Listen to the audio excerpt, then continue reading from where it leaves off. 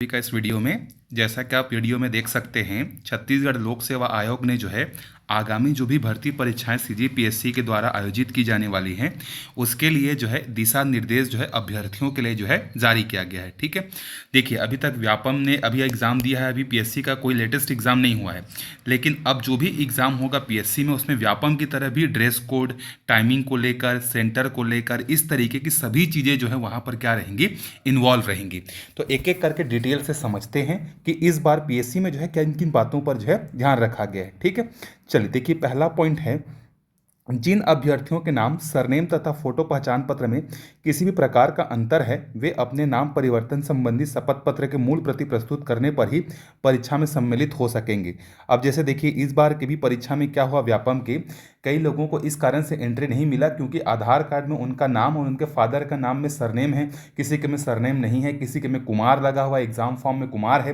तो इस तरीके का जो प्रॉब्लम हुआ था, तो यहाँ पर अब पीएससी के एग्जाम में अगर ऐसा कोई समस्या होता है तो आपको एक शपथ पत्र लेकर जाना पड़ेगा, 10 रुपये वाला, जिसमें जो है जैसे जॉब लगता है उसके बाद आपको बनवाना पड़ता है ना, उसी तरीके का आपको क्या करना पड़ेगा, एक शपथ पत्र लेके जाना पड़ेगा और उसकी मूल प्रति लेकर जानी पड़ेगी। ठीक है, परीक्षा में सम्मिलित होने वाले अभ्यर्थी अपने पास केवल निम्न वस्तुएं रख सकेंगे। अगर आप एग्जाम में शामिल होना चाहते हैं तो आप क्या क्या रख सकते हैं, देखिए लेबल रहित पारदर्शी व्यक्तिगत पानी की बोतल, मतलब ऐसा बोतल आपको रखना है जो ट्रांसपेरेंट हो, आर पार दिख जाए। ठीक, केवल संबंधित परीक्षा के लिए छत्तीसगढ़ लोक सेवा आयोग द्वारा जारी किए गए ऑनलाइन प्रवेश पत्र का प्रिंट आउट, आपको सिर्फ और सिर्फ एडमिट कार्ड का प्रिंट आउट लेकर जाना है।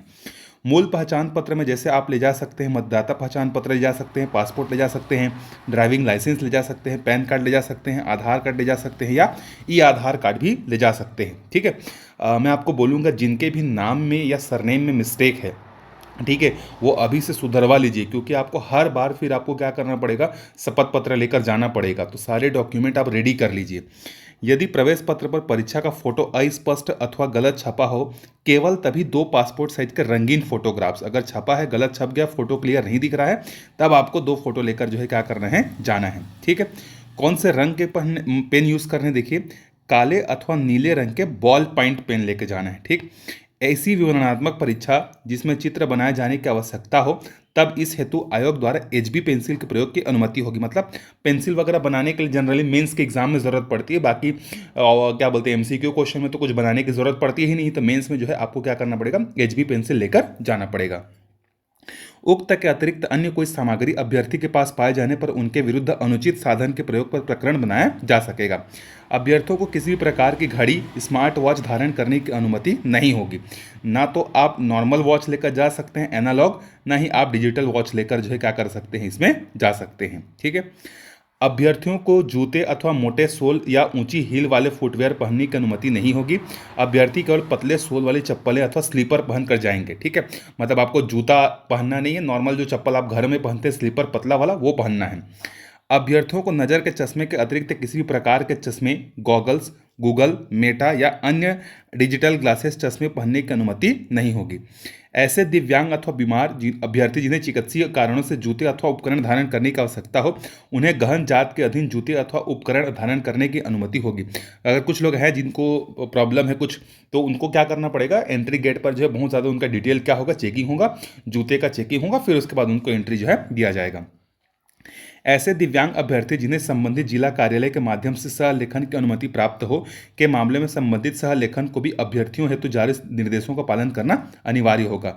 कई लोग ऐसे होते हैं जो लिखने में अक्षम होते हैं तो अपने साथ पार्टनर लेके जाते हैं, तो जो भी अपने साथ सह लेखक लेकर जाएगा उसकी भी जांच पूरी तरीके से इसी तरीके से ही होगी। ठीक, ये सबसे इंपॉर्टेंट पॉइंट है। देखिए अभ्यर्थी हरे रंग के आधी बाह वाले कपड़े पहनकर ही परीक्षा केंद्र में प्रवेश ले सकेंगे। व्यापम में सिर्फ इतना लिखा हुआ था, पीएससी ने इसको थोड़ा स्पेसिफाइड कर दिया। देखिए आपको कौन से कलर नहीं पहनने हैं, काले नहीं पहनने हैं, गहरा नीला नहीं पहनना है, गहरा हरा नहीं पहनना है, जामुनी, मैरून, बैगनी रंग अथवा गहरे चॉकलेटी रंग के कपड़े पहनना वर्जित है। इस बात को आप बिल्कुल ध्यान में रखिएगा अच्छे से। अभ्यर्थी कार्गो एवं डिजाइनर कपड़े पहनकर परीक्षा में सम्मिलित नहीं हो सकेंगे। सामान्य जींस पैंट अथवा अन्य पैंट पहनने की अनुमति होगी। कार्गो वगैरह जिसमें बहुत सारे पॉकेट्स होते हैं ना, वो आपको पहनने की अनुमति नहीं है। नॉर्मल आपको क्या करना पड़ेगा, नॉर्मल पैंट या तो जींस आपको पहनकर जाना पड़ेगा। ठीक है, महिला अभ्यर्थी सलवार कुर्ती तथा चुनरी दुपट्टा पहन सकते हैं। ठीक है, लेकिन कुर्ती की बाह कैसी होनी चाहिए, छोटी होनी चाहिए, मतलब आधी होनी चाहिए। साड़ी के साथ पहने जाने वाली ब्लाउज की बाह कैसी होनी चाहिए? आधी होनी चाहिए, ठीक है। ब्लाउज जो पहन के जाएंगे वो हाफ होना चाहिए। अब देखिए यहाँ पर लड़कियों के लिए है, कान में किसी भी प्रकार का आभूषण वर्जित है। धर्म रिवाजों के अनुसार अत्यंत आवश्यक आभूषण एवं प्रतीक चिन्हों को छोड़कर अन्य आभूषण प्रतीक चिन्ह धारण करने की अनुमति अभ्यर्थियों को नहीं होगी। विवाहित महिला अभ्यर्थियों को एक नोज पिन तथा एक मंगलसूत्र धारण करने की अनुमति होगी। उक्तानुसार किसी भी आभूषण प्रतीक के धारण किए जाने की अनुमति गहन जांच के अधीन होगी। मतलब जो विवाहित हैं वो साड़ी पहन के जा सकते हैं, उनको एक पिन दिया जाएगा जैसे साड़ी में वो लगाते हैं ना पल्लू के पास, वो परमिशन रहेगा, और एक मंगलसूत्र की अनुमति होगी। इसके बाद जो भी पहन कर जाएंगे वो उसकी जाँच पहले होगी, फिर उसके बाद उसको एंट्री जो है मिलेगी। निर्दिष्ट सामग्री के अलावा किसी भी प्रकार के सामग्री, आभूषण, प्रतीक चिन्ह अथवा उपकरण लेकर परीक्षा केंद्र में उपस्थित होने वाले अभ्यर्थी स्वयं की जिम्मेदारी एवं व्यवस्था के अनुसार उक्त सामग्री, आभूषण, प्रतीक चिन्ह अथवा उपकरण को परीक्षा केंद्र के बाहर रखने की व्यवस्था करेंगे। मतलब अब ये मेरे ख्याल से मोबाइल को कहा जा रहा है कि कोई अगर दूर से जा रहा है तो मोबाइल रखने का परमिशन नहीं है। ये थोड़ा सा रिलैक्सेशन यहाँ पे होना चाहिए था, क्योंकि दूर दूर से एग्ज़ाम कैंडिडेट जो होते हैं देने के लिए जाते हैं, और कई बार क्या होता है अकेले जाते हैं तो मोबाइल वगैरह सेंटर में रखने का अनुमति रहता है। लेकिन अब बोला जा रहा है कि अब जो भी उपकरण है उसको बाहर रखना पड़ेगा। मतलब या तो उसको मोबाइल छोड़ के जाना पड़ेगा या अपने साथ किसी एक पार्टनर को लेकर जाना पड़ेगा, ठीक है। तो ये थोड़ा सा मिस्टेकन, इसमें सुधार करना चाहिए था पीएससी को। उक्त हेतु परीक्षा केंद्र के किसी भी अधिकारी कर्मचारी का सहयोग प्राप्त नहीं होगा, कोई भी वहां पर रखने की अनुमति नहीं होगी देखो। तथा उनके द्वारा उक्त के सुरक्षित संधारण हेतु किसी भी प्रकार की जिम्मेदारी नहीं ली जाएगी। मतलब पहले आप मोबाइल रख सकते थे, वो भी आप नहीं रख पाएंगे। अब देखिए परीक्षा में जो है क्या करना है, सभी अभ्यर्थियों के लिए प्रत्येक पाली में परीक्षा प्रारंभ होने के कम से कम 2 घंटा पूर्व परीक्षा केंद्र में उपस्थित होना अनिवार्य होगा, जिसमें उनके मेटल डिटेक्टर एवं मैनुअल तलाशी, फ्रिस्की, मूल पहचान पत्र के साथ प्रवेश पत्र का सत्यापन तथा उनके चेहरे का मिलान कार्य किया जा सके। परीक्षा प्रारंभ होने के 15 मिनट पूर्व परीक्षा केंद्र का मुख्य द्वार गेट बंद कर दिया जाएगा तथा इसके बाद किसी भी परिस्थिति में किसी भी अभ्यर्थी को परीक्षा केंद्र में प्रवेश तथा परीक्षा में सम्मिलित होने की अनुमति नहीं होगी। आवंटित परीक्षा केंद्र के मुख्य द्वार गेट बंद होने के पूर्व जो अभ्यर्थी संबंधित परीक्षा केंद्र में प्रवेश ले चुके हैं केवल उन्हें ही संबंधित परीक्षा कक्ष से परीक्षा में सम्मिलित होने की अनुमति होगी।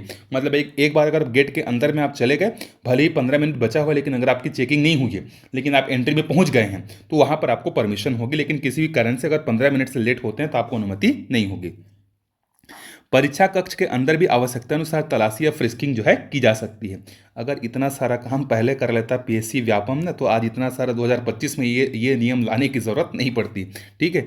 लेकिन बोलते हैं जब जागो तब सवेरा, ठीक है, अच्छी बात है। अभ्यर्थियों के लिए परीक्षा के दौरान calculator, log table, mobile phone, pager, smart watch तथा किसी भी प्रकार के संचार साधन रखना पूर्णतः वर्जित हो गया। तो पहले भी लिखा रहता था। परीक्षा केंद्र में मोबाइल फोन, स्मार्ट वॉच या अन्य कोई संचार साधन प्रतिबंधित है। यदि परीक्षा केंद्र में फोन, स्मार्ट वॉच या अन्य कोई साधन पाया जाता है तो संबंधित अभ्यर्थी के विरुद्ध अनुचित साधन के प्रयोग के कारण प्रकरण दिया जाएगा। वो यूएफएम की बात की जा रही है। परीक्षा में सम्मिलित किसी भी अभ्यर्थी को परीक्षा समाप्ति के पूर्व परीक्षा केंद्र छोड़ने की अनुमति नहीं होगी। चिकित्सीय आपात स्थिति में यदि अभ्यर्थी को परीक्षा केंद्र से किसी चिकित्सालय तक ले जाना अनिवार्य हो तो अभ्यर्थी के प्रवेश पत्र तथा उत्तर पुस्तिका को संबंधित कक्षा के वीक्षक द्वारा जमा करने के पश्चात अभ्यर्थी को चिकित्सालय ले जाया जा सकेगा। परंतु परीक्षा समाप्ति के समय उक्त अभ्यर्थी के साथ 2 वीक्षक लगातार तैनात रहेंगे, जो यह सुनिश्चित करेंगे कि उक्त अवधि में अभ्यर्थी के द्वारा संबंधित परीक्षा के संबंध में किसी भी प्रकार का अनुचित गतिविधि न की जाए। अगर किसी को मेडिकल इमरजेंसी हो जाता है तो अपने कॉपी को जमा करके जा सकते हैं, और उसके बाद एग्जाम में अगर आकर कैपेबल हैं तो आकर बैठेंगे, लेकिन 2 लोग उसको हमेशा मॉनिटरिंग करते रहेंगे। परीक्षा केंद्र में संचार साधनों के अनुचित प्रयोग को रोकने एवं साइबर सुरक्षा की दृष्टि से जैमर का प्रयोग किया जाएगा, ठीक है। मतलब ऑलमोस्ट व्यापम को कॉपी पेस्ट ही किया गया है। तो आगामी एग्जाम में आप बिल्कुल सचेत रहिए। पीएससी का जो आगामी एग्जाम अभी कोई वैकेंसी है नहीं, लेकिन ये सिविल जज वगैरह का जो भी वैकेंसी आने वाली है या आ रही है उन सब में इन बातों का आप बिल्कुल भी ध्यान रखिए, लाइटली बिल्कुल भी मत लीजिएगा। Thank you.